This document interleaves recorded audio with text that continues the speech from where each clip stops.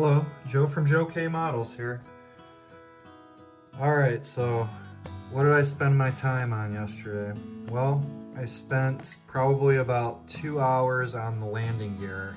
As you can see, I have the landing gear in the airplane, but I'm going to have to say that if you build this model, it is designed to where you need to put the landing gear in before you marry the fuselage halves.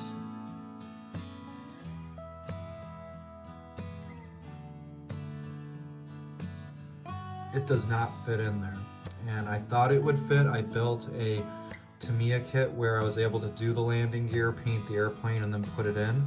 But on this one, it's made to fit inside of the fuselage before you put the pieces together. So what ended up happening was the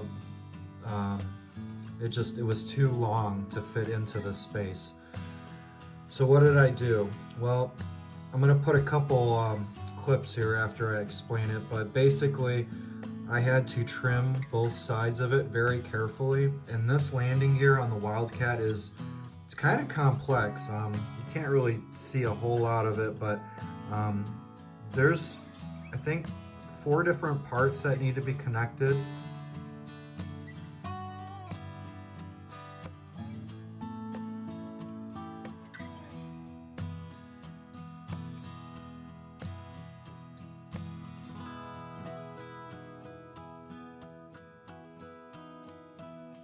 So when I was taking my hobby knife and basically cutting it, there were pieces that were kind of starting to disconnect and all kinds of things. So I finally was able to get it to fit after taking off, trimming it on both the landing gear and the airplane itself, and I was finally able to get it in there. And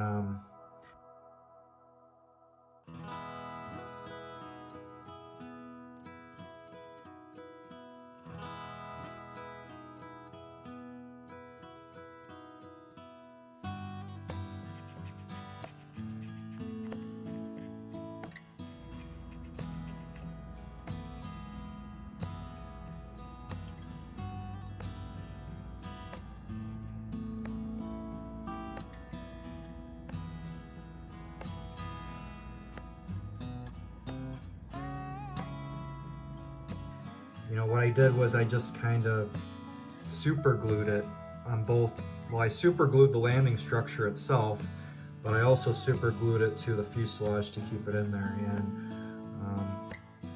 that's pretty much as good as I could get it. I think it looks good, but I just want to give a disclaimer out there, that I thought I would be able to get this in without having any issues, but that is not the case. So it's going to be hard for me to recommend this kit to somebody that is maybe trying to airbrush it and approach it the same way. You would need to mask the bottom of this. You would have to put it in there and you would have to mask it if you want to airbrush. I probably wouldn't recommend trying to trim the landing gear in, because the way it's designed to go in there, it doesn't work that way. So I just want to give a heads up, just to give full disclosure on here, because somebody's doing that, I want them to know about it. But moving on from that, I have it in there. I think it looks okay, looks good. And I just kind of started to do some detail painting. I didn't finish it all, but I started to do the wheels. I painted the hook white. I got the gunmetal in these exhausts here. So really just kind of doing a little bit of some detail painting. You can see I got some silver there. I'm going to paint that the appropriate color. And everything's pretty much ready to go. I think the last thing I'm going to do here is I'm going to do a chalk wash. The panel lines on the Airfix kit are actually pretty good. As you can see there, they're not bad. I was even considering maybe not even doing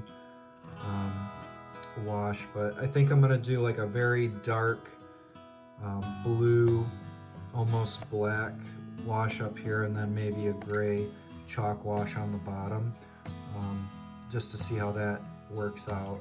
Plus I want to kind of try a chalk wash because I typically use the Tamiya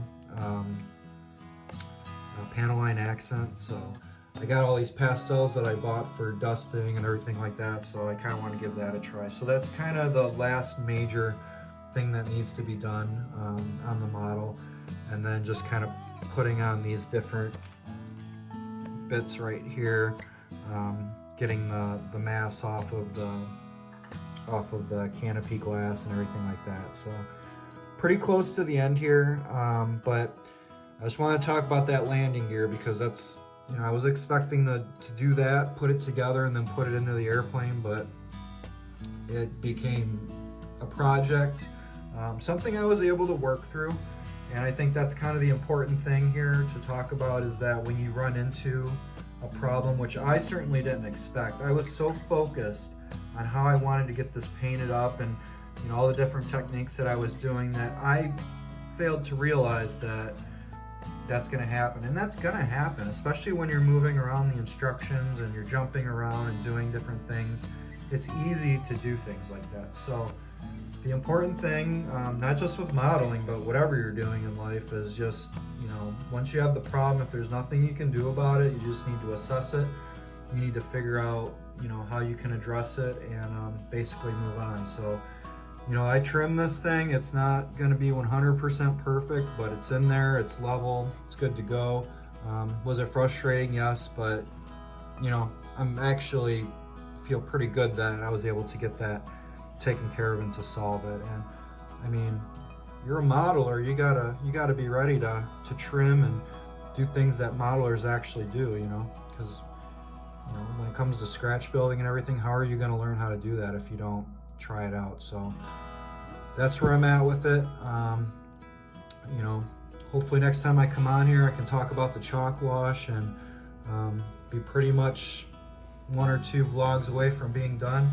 So with that, I hope everybody has a great day and I appreciate it. I'll talk to you on the next one. Joe from Joe K Models.